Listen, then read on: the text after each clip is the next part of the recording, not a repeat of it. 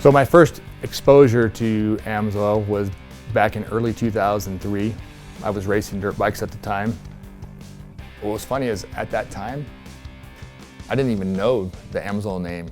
At first I was skeptical because of how I got into dirt bikes. I still had connections with people who could get me manufacturer brand oils at a lower price. And so finally I said, okay, I'll try it in my bike. When I finally pulled that clutch cover off and I saw the condition of the clutch after a year of racing and abuse, comparing that with horror stories of people talking about having to replace clutches on the motorcycles, and actually saw the performance of the oil and had a tangible result that I could rely on. That was my first step really to becoming that permanent AMSOIL customer then dealer. Didn't do a whole lot at first. I was more concerned with racing than I was with doing the oil sales. But I'm at these events, so I set up the product, do a little table, and after about 2 years of that route, the next step I took was sponsoring some of the races. So now I progressed to that level where I'm going to the races like I was going before, but now I'm starting to generate some cash flow back on it. It was a reliable income source that was literally paying for a brand new dirt bike each year. You know, pretty soon, not only did it pay for the dirt bike, but it started paying for everything for the whole weekend to go racing.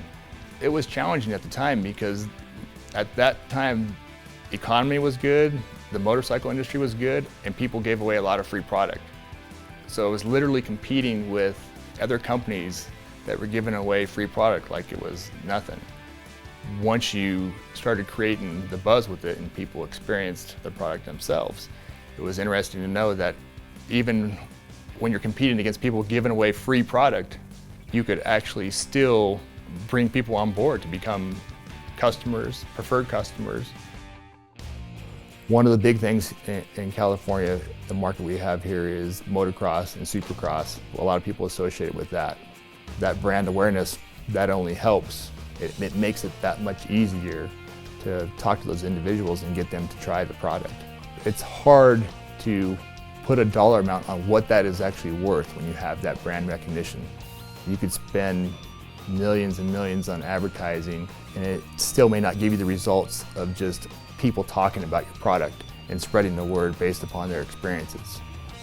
It's one of those things that don't seem to exist as much as they did 30 and 40 years ago, where anybody could start their own small business up.